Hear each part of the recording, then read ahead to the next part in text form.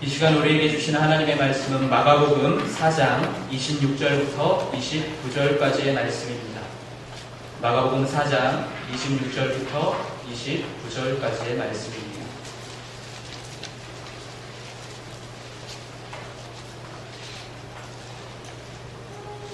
마가복음 4장 26절부터 29절까지의 말씀 한 목소리로 합독하도록 하겠습니다.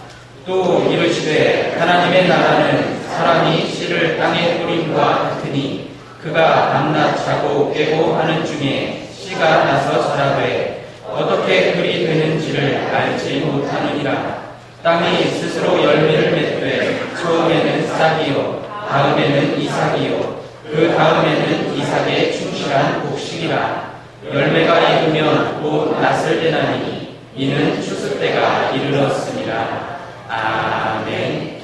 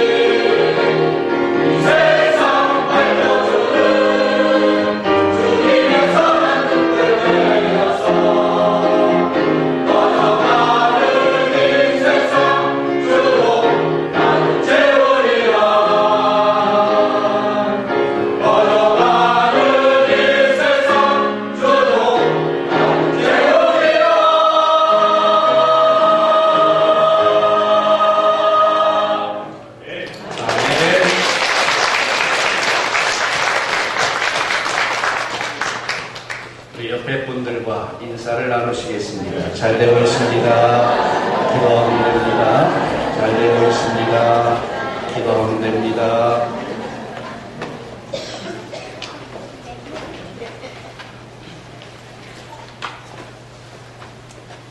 가을을 가리켜서 마카의 계절이다 혹은 돌아가는 계절이다 라고 이야기를 합니다. 그러는 한편 가을을 가리켜서 남자들의 계절이라고도 이야기합니다. 근데 어느덧 우리들이 느끼지 못하는 사이에 낙엽이 많이 지었습니다. 국화꽃 향기가 그득한 추수의 계절이 되었습니다. 새싹이 나오는 봄철이나 잎이 무성하게 자라던 여름이라는 계절보다 가을은 왜 그런지 우리들의 마음에 쓸쓸함이라고 하는 선물을 가져다 줍니다. 그래 가을에 나무에서 떨어지는 낙엽들을 바라보면 공허해지고 쓸쓸해지는 그런 마음을 느낄 수밖에 없습니다. 모든 것이 떨어지는 낙엽처럼 이리저리 바람에 날릴 것을 생각해보면 마음 한구석이 허전해진다는 이야기입니다. 이렇게 흘러가는 시간에 따라 봄이 지나갔고 여름이 지나갔습니다. 이런 흘러가는 시간에 따라 친구도 가고 내 마음속에 자리 잡고 있었던 미움도 떠나가고 사랑도 가고 웃음도 가고 눈물도 갑니다. 그리고 결국에는 우리의 인생, 나의 인생도 떠나가게끔 되어 있습니다. 이렇게 인간사의 무상함을 생각해 볼 때 나도 모르게 쓸쓸해지고 고독해지는 계절이 바로 가을이 아닌가 생각해 봅니다.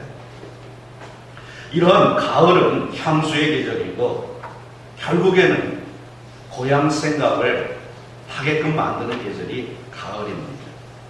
그런데 돌아갈 나의 고향을 생각하다 보면 저 영원한 하늘나라, 그 하늘나라가 그리워지는 계절이 또한 가을이기도 합니다. 여러분, 오늘 집에서 나오면서 나와가지고 다시 집에 들어갔다가 와야 되느냐, 아니냐, 갈등을 많이 하셨을 겁니다. 왜? 집에 있을 때는 추위를 못 느꼈는데 나와보니까 추운 겁니다. 다시 들어가자니 귀찮고, 교회 오자니 들어오면서 춥다고, 왜 이렇게 추운지 모른다고. 간단합니다. 가을이 깊어가기 때문에 추워지는 겁니다.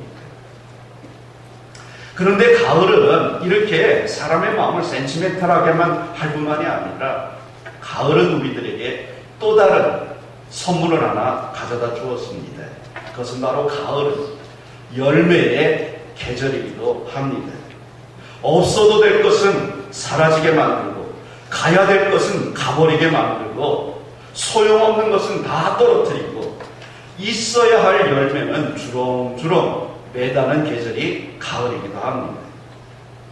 그러기에 인생의 가을을 준비하면서 우리들 마찬가지입니다. 내 인생 길에서 없어도 될 거는요 사라지게 만들고 가버려야 될 것은 가버리게 만들고 소용없는 것들은 떨어지게 만들어야, 그래야 내 인생의 가을이 되었을 때에 열매를 맺게 될 줄로 믿습니다. 이처럼 가을바람이 얼굴을 스쳐 지나가며 가을의 손길이 내 마음문을 노크하고 또 두드리는 이 시절에 여러분들은 무엇을 가지고 어떤 마음으로 이 가을을 맞이하려고 준비하고 계십니까? 과수원을 우리가 바라볼 때는 열매가 많이 달렸을 때 풍성하다 그럽니다. 요즘 사과 과수원을 바라보면 새빨갛게 익은 사과가 그렇게 보기 좋을 수가 없습니다. 포동 미산동을 향하여 신방 가다가 보면 왼쪽에 사과밭이 있습니다. 탐스럽게 열렸습니다.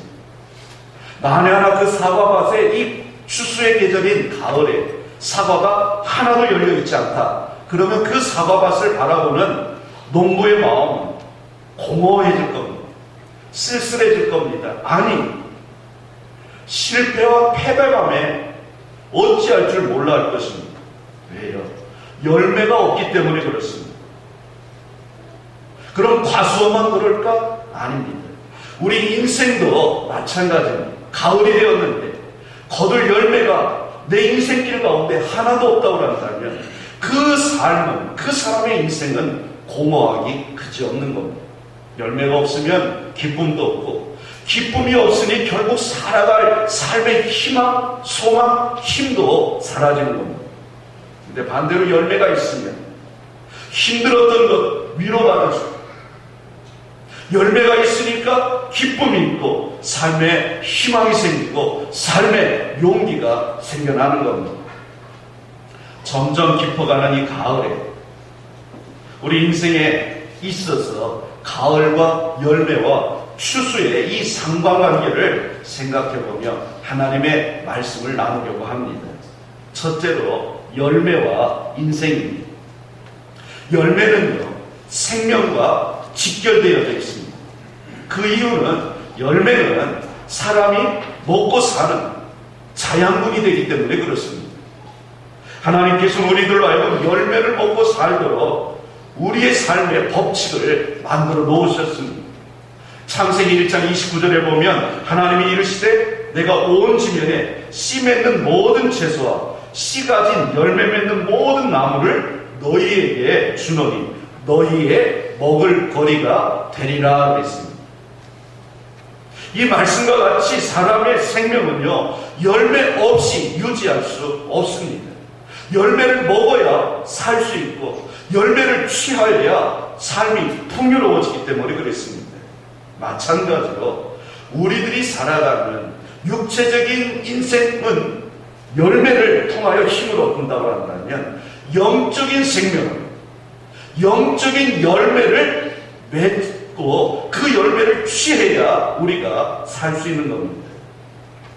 사람이 살아가면서 제일 실망하기 쉬운 때가 언제고 하니 허무감이 몰려올 때입니다. 여러분, 허무가 무엇입니까? 허무, 아무것도 없다라는 이야기, 열매가 없다라는 이야기. 내가 힘쓰고 애써서 노력했는데 온 힘을 다하여 전력 두고 다 했는데 열매가 없습니다. 결과가 없다라는 이야기입니다. 얻기 위해서 노력했는데 맺기 위해서 애썼는데 하나도 없습니다. 이때 사람이 느끼는 그 허무감은 이로 말로 다 표현할 수가 없습니다. 그러므로 사랑하는 성도 여러분, 열매 맺는 인생이 되시기를 주의 이름으로 축원합니다. 하나님의 은혜 안에서 하나님이 주시는 이른 비와 늦은 비의 은총을 누림으로 말미암아 시절을 쫓아 열매 맺고 살아가는 우리 한마음 가족들이 되시기를 간절히 축원합니다. 또한 이 열매라는 것은 시간과 관계가 있습니다. 열매는요, 시간을 떠나서는 생각할 수 없는 것이 바로 열매입니다. 왜 그러느냐? 열매란 시간 속에서 자라나고 또한 시간 속에서 열매가 익어가기 때문에 그렇습니다. 봄처럼 그래서 씨를 뿌리는 때입니다. 여름처럼 이 씨가 자라나는 때고 가을이 되면 빨갛게 익어서 익은 그 열매를 거두는 때입니다. 봄이라는 시간이 필요하고 여름이라고 하는 자라나는 시간이 필요하고 가을이라고 하는 열매 맺고 익어가는 시간이 필요합니다. 그래서 열매는 시간 속에서 태어나서 시간 속에 자라서 시간 속에 열매를 맺게 되어 있는 겁니다. 이와 같이 우리 인생도 마찬가지입니다. 우리들도요, 시간 속에서 태어나서 시간을 타고 자라나고 성장하다가 이 시간 속에서 내 인생의 삶의 열매를 맺고 결국에는 시간 속에서 삶을 마치고 죽어가게 되어 있습니다. 그러게 씨를 뿌려야 되는 그 시간에 허송세월하는 사람은요, 꽃이 피는 아름다움을 맛볼 수 없고 꽃이 피어나는 즐거움, 아름다움을 누리지 못한 사람은 역시 가을이 되었을 때 열매를 거두지를 못합니다. 그러므로 우리는요, 씨를 뿌려야 되는 그때 씨를 많이 뿌려야 되고 이것을 거두는 가을철이 되었을 때는 때를 놓치지 말고 추수의 기쁨을 누려야 되는 것입니다.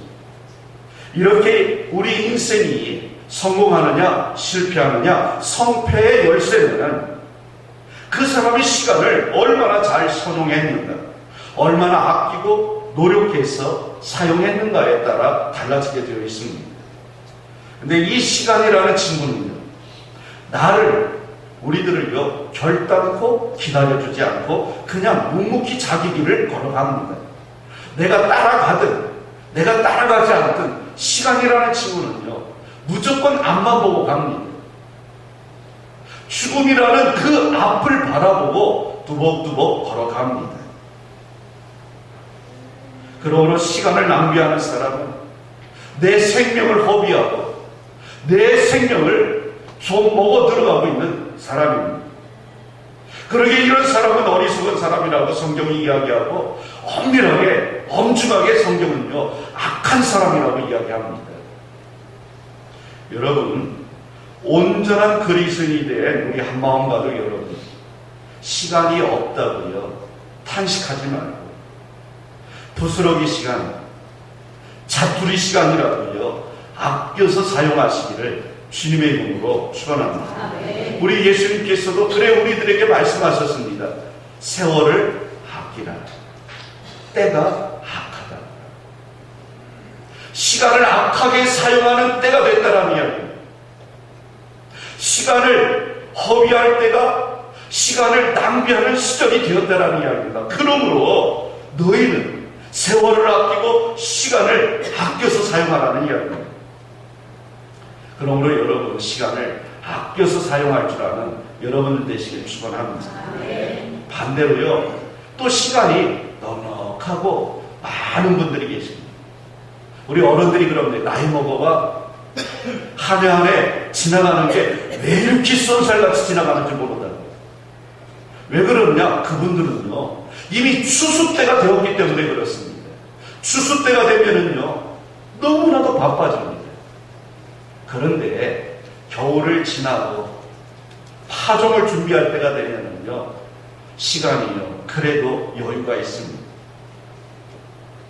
이때의 시간이 많다고 낭비해서는 안 됩니다. 내게 주어진 이 시간, 귀중한 이 시간, 이때를 놓쳐버리면요, 어떻게 우리가 가을에 어떻게 살아야 되느냐? 나의 때가 아닌, 나의 시간이 아닌 다른 사람의 시간을 잡아당겨서, 그 사람의 시간을 잡아당겨서 시간을 훔쳐오는 수밖에 없습니다. 시간을 훔쳐온다는 것은 다른 것이 아닌, 내가 봄철에 파종해야 될 때 시간을 허비하고 낭비하고요, 여름철에 이제 가꿔야 될 그 시간에 기르고 돌봐야 될 그 시간에요, 벤장이처럼 노래하고 춤추고 놀다가 가을이 돼서 보니 열매가 없습니다. 당연히 없습니다. 내 인생의 밭에 나무가 없으니 거둘 게 없습니다. 그런데 남의 시간을 당겨온다는 이야기는요, 봄철에 씨를 파종하느라고 수고한 사람들, 여름철에 땀 흘리며 가꾼 사람들, 그들이 가꿔는 그 열매를요, 몰래 훔쳐오는 것입니다. 이런 사람들은요, 도적이 될 수밖에 없습니다. 도둑질 할 수밖에 없는 겁니다. 그러기에 우리는요, 시간이 좀 있을 때, 여유가 나에게 조금이라도 있을 때 더 많이 씨앗을 파종하고 가꾸고 돌봐야 될 줄로 믿습니다. 그래야 영혼의 추수 때가 된 내 인생의 가을이 됐을 때 거두어 드릴 게 많게 될 줄로 믿습니다. 또한 열매는요, 우리 사람의, 인간들의 땀을 필요로 합니다. 열매는요, 저절로 열리는 것은 없습니다. 어떤 사람이 그래요. 길을 가다가요, 열매가 탐스럽게 열린 걸 보더니요, 그냥 막 따먹어요. 그거는요, 도둑질하는 거예요. 누군가 땀 흘려놓은 사람이 있기 때문에 열매가 맺힌 거지, 저절로 되는 것은 없습니다. 이렇게 이야기하면 산에 가다 보면 자연적으로 그 산 주인이 있는 겁니다. 국가가 주인이면요, 국가 거고요, 개인 거면 개인 거지, 주인 없는 것은 하나도 없습니다. 저절로 열리는 것은 없습니다. 그러기에 열매 속에는요, 사람들의 땀과 피눈물의 수고가 담겨져 있습니다. 사람이요, 노력하지 않고 땀 흘림이 없이 어찌 식물이 우리들에게 열매를 맺어서 우리들로 먹게 만들어 주겠습니까? 눈물 흘리고 땀 흘리고 애쓰고 노력해야 하나님 앞에서요 기쁨의 찬송을 부를 수가 있는 겁니다.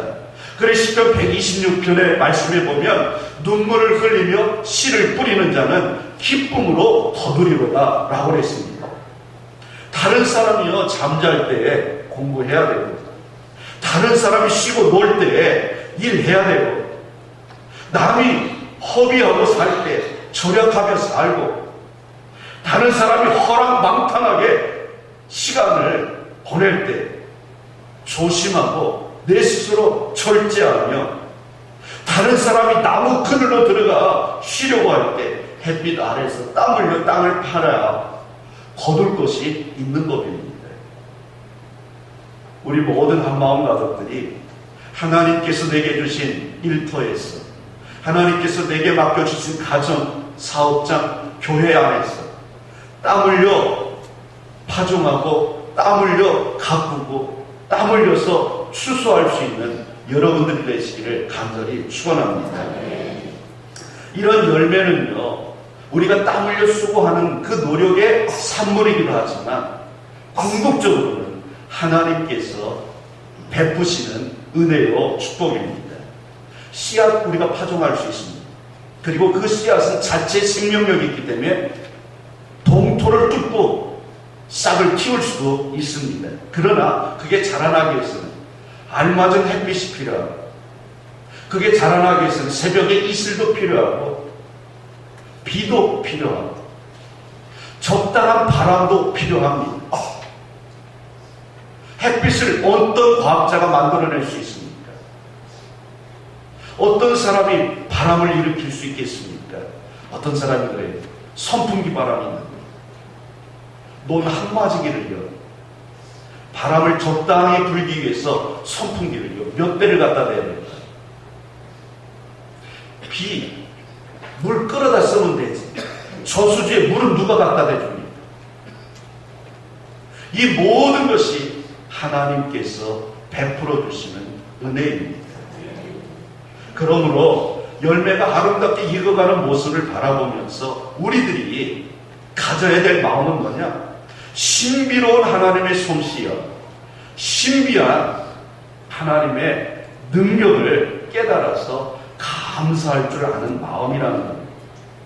이탈리아의 한 수도원에서요 평생을 식물을 가꾸는 정원사가 있었습니다.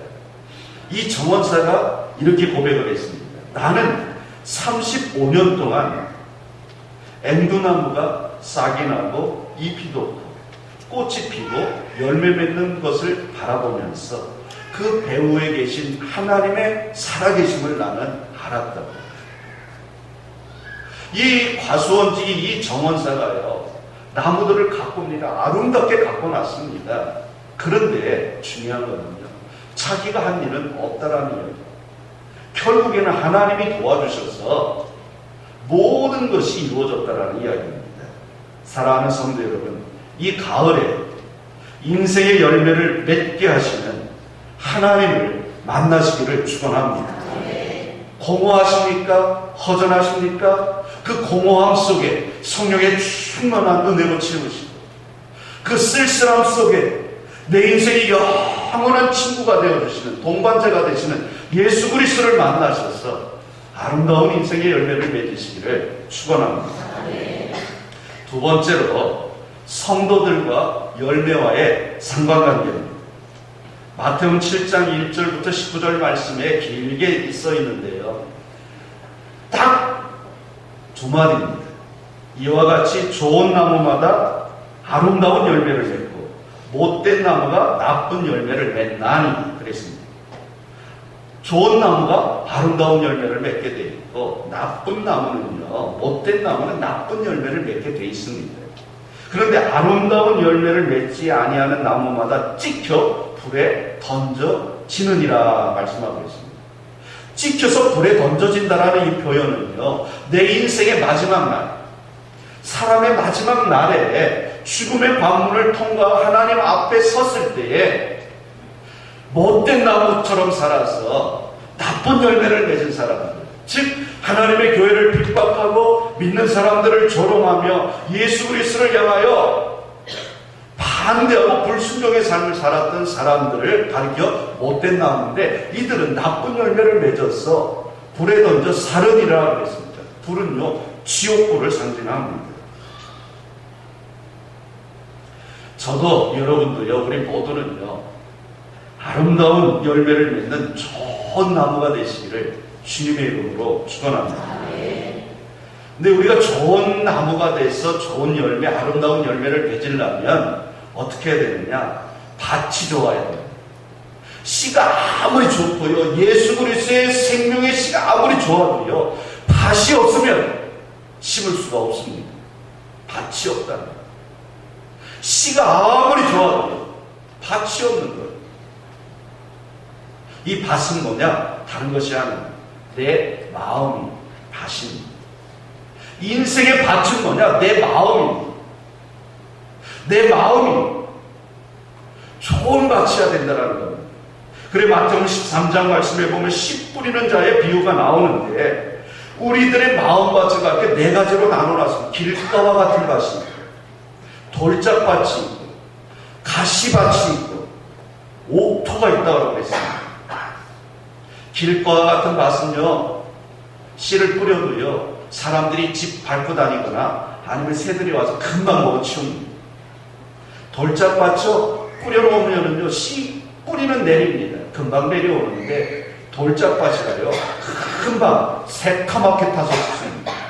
가시밭이요, 뿌려놓으면은요, 싹이 올라오다가 이리저리 가시에 찢겨가지고 싹이 자라나지를 못합니다. 옥토가 돼야 잘 자라나서 뿌리가 튼튼히 내리고 싹이 잘 자라나고 줄기가 나고 꽃이 피고 30배, 60배, 100배 열매를 거둘 수 있는 겁니다. 그렇다면 여러분, 지금 여러분들의 마음밭, 나의 마음밭 상태는 어떻습니까? 길가 아닙니까? 혹시 돌짝밭은 아닙니까? 가시덤불밭은 아니신가요? 여러분 한 분 한 분 모두가 옥토로 만드시기를 주님의 이름으로 축원합니다. 옥토가 돼야 어떤 씨앗을 심든지 30배, 60배, 100배로 거두게 되어 있는 겁니다. 그래서 내 마음의 묵은 밭을 기경하라고 했습니다. 기경하라는 이야기는요, 파서 뒤집으라는 이야기입니다. 파가지고 뒤집어야 옥토가 될 수 있습니다. 길가같이 딱딱한 밭도요, 파 뒤집으면 그러면 옥토가 될 수 있습니다. 돌짝밭이요, 돌짝 다 골라내면 옥토가 됩니다. 가시덤불밭이요, 가시를 다 잘라내면 됩니다. 그러면 옥토가 되는 겁니다. 그래서 하나님은 우리들에게요, 기도라고 하는 최고 좋은 성능의 트랙터를 한 대씩 여러분들에게 다 주셨습니다. 이거를 사용해서, 기도라고 하는 트랙터를 사용해서 밭을 갈아엎을 때 옥토가 되는 겁니다. 여러분, 우리 그리스도인들은요, 썩을 양식, 육신의 양식을 구하는 자가 되어서는 안 되고 썩지 않을 양식을 위해서 일을 해야 됩니다. 그래 요한복음 6장 27절 말씀에 보면 영생의 양식을 위하여 일을 하라 말씀하고 있습니다. 요즘은 가을입니다. 추수의 계절입니다. 마가복음 4장 29절 말씀에 보니까 열매가 익으면 곧 낫을 대나니 이는 추수 때가 이르렀습니다 그랬습니다. 추수 때가 되면 낫을 된다고 합니다. 하나님이 심판의 낫을 대시는 겁니다. 그러면 여지없이 잘림을 받아가지고 하나님 앞에 서게 됩니다. 그래서 좋은 나무면 아름다운 열매를 맺었으면 천국으로 갈 거고, 못된 나무면 나쁜 열매를 맺어서 지옥불로 가게 되어 있습니다. 그러므로 우리들은요, 열매를 맺을 때 다음과 같은 5가지 열매를 맺어야 될 줄로 믿습니다. 첫째는요, 회개에 합당한 열매입니다. 마태복음 3장 8절 말씀에 보니까 그러므로 회개에 합당한 열매를 맺고 그랬습니다. 회개에 빠르라는 이야기입니다. 두 번째는 의의 열매를 맺어야 됩니다. 빌립보서 1장 11절에 보면 예수 그리스도로 말미암아 의의 열매가 가득하여 하나님의 영광과 찬송이 되기를 원하노라. 우리들이요 의의 열매를 거둘 때 하나님 앞에 영광의 찬양을 드릴 수 있다라는 이야기입니다. 세 번째는 선한 열매입니다. 야고보 4장 7절 말씀에 오직 위로부터 난 지혜는 첫째 성결하고 다음에 화평하고 관용하고 양순하며 긍휼과 선한 열매가 가득하고 그랬습니다. 우리는 선한 열매를 맺어야 돼요. 내 삶을 통하여 하나님의 선하신 모습이 나타나야 됩니다. 그래서 예수가 곧 그리스도인을 내 삶을 통하여 보여주고 증거해야 된다는 이야기입니다. 네 번째는요, 입술의 열매입니다. 히브리서 13장 15절 말씀에 보면 그러므로 우리는 예수로 말미암아 항상 찬송의 제사를 하나님께 드리자. 이는 그 이름을 증언하는 입술의 열매니라고 했습니다. 입술의 열매라는 것은 예수님의 이름을 나가서 전파하는 겁니다. 전도하는 일입니다. 죽어가는 영혼을 살려내는 겁니다. 내 입술이 열려서 복음의 메시지를 전함으로 죽어가는 한 영혼 한 영혼이 살아나서 그들이 전도의 열매로 나타나게 만드는 것. 이것이 바로 입술의 열매입니다. 오늘 우리는 베스트를 작정합니다. 그 베스트를 사랑하고 그들을 향하여 다가가서 복음의 메시지, 복음의 말씀을 전해주므로 그들을 구원시켜낼 때, 그들을 살려낼 때 그게 바로 입술의 열매가 될 줄로 믿습니다. 다섯 번째는 성령의 열매입니다. 우리가 너무나도 잘 알고 있는 갈라디아서 5장 22절 23절의 말씀에 보면 오직 성령의 열매는 사랑과 희락과 화평과 오래 참음과 자비와 양성과 충성과 온유와 절제니 이 같은 것을 금지할 법이 없다. 성령의 9가지 열매를 맺는 데 있어서 막아설 것이 없다라는 이야기입니다. 그러므로 사랑하는 성도 여러분, 회개에 합당한 열매, 의의 열매, 선한 열매, 입술의 열매, 성령의 열매를 맺는 여러분들 되시기를 주님의 이름으로 축원합니다. 결실의 계절입니다. 국화꽃 향기가 그윽한 이 추수의 계절에 열매를 맺어 하나님을 기쁘시게 해드린 여러분들 되시기를 축원합니다. 땀 흘리는 신앙생활을 통해서 아름다운 열매를 맺어 영적으로 풍성한 삶을 사는 영적 아름다운 농부들이 되시기를 주님의 이름으로 간절히 축원합니다. 기도하겠습니다. 살아계신 하나님, 추수의 계절입니다. 열매의 계절입니다. 하나님이여, 우리 모든 한마음 가족들 마음속에 옥토가 되게 도와 주시옵소서. 그에 뿌려진 씨앗들마다 하나님 열매가 맺어져서 축복의 열매가, 은혜의 열매가, 승리의 열매가, 찬양의 열매가, 감사의 열매가 맺혀질 수 있도록, 복음의 열매가 맺혀지고 생명의 열매가 맺혀질 수 있도록 성령님 도와주시고 지켜주시고 인도하여 주시고 축복하여 주시옵소서. 오늘 말씀을 들으며 믿음의 결단을 하는 우리 모든 한마음 가족들이 열매 맺어 하나님의 기쁨이, 하나님의 소망이 되게 도와 주옵소서. 예수님 거룩하신 이름으로 축복하며 기도 올리옵나이다. 아멘.